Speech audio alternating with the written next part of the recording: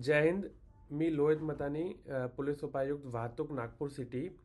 हे 21 जानेवारीला जे इंडिया न्यूझीलंडच्या इंटरनॅशनल मॅच आहे VCA जामठामध्ये, त्यासाठी जे व्हेकल्स नागपूर शहरावरून येणार आहेत त्यांना NCI कटिंगवर NCIकडे त्यांना टर्न घ्यावा लागेल आणि नंतर त्या रोडवर एक मौली नगरी आहे. मौली नगरीवरून जर त्यांनी लेफ्ट घेतला तर त्यांच्यासाठी 4 व्हीलर आणि 2 व्हीलरसाठी वेगवेगळ्या पार्किंग स्पेसेस आहे.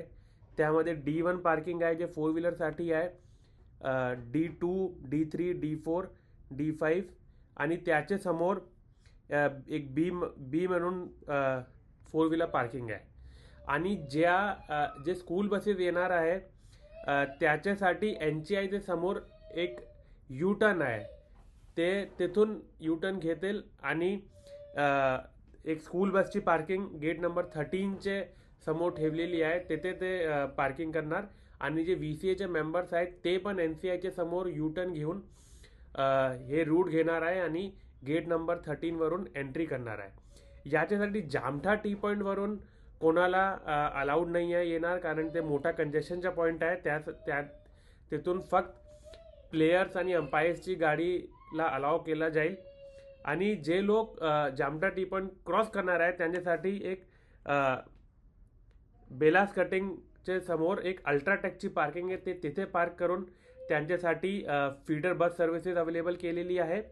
आणि जे लोक वर्धा, बुट्टीबोरी आणि तिथून येणार आहेत त्याच्यासाठी एक ब्रह्मकुमारीची पार्किंग आहे, जे F म्हणून पार्किंग आहे, तिथे ते 4 व्हीलर आणि 2 व्हीलर पार्क करू शकतात. आणि तिथून पण फीडर बस सर्व्हिसेस चालू केलेली आहे. आम्ही सगळ्यांना आवाहन करतो की तुम्ही जे मेट्रो आहे त्याचा जास्तीत जास्त वापर करा, कारण हे जे रूट आहे जे कंजेस्टेड रूट आहे आणि तुमच्यामुळे कंजेशन होणार नाही, त्यासाठी तुम्ही जास्तीत जास्त मेट्रोचा वापर करा, तुमचा पण वेळ वाचणार. यासाठी जामठा टी पॉईंट आम्ही अगोदर सांगतो, जामठा टी पॉईंटवरून कोणीही काही एंट्री होणार नाही आहे. यासाठी जे दुसरे लोक आहे जे मॅचला येणार नाही पण हे रूटचा ते वापर करणार आहे, त्यासाठी आम्ही फक्त एवढी सूचना देतो की 21 जानेवारीला संध्याकाळी 5 ते 7 वाजेपर्यंत आणि नंतर जेव्हा मॅच समाप्त होणार आहे 10 ते 11:30पर्यंत काहीतरी या रूटमध्ये कंजेशन होऊ शकतात. जर पॉसिबल असेल तुम्ही या रूटला अवॉइड करा. धन्यवाद.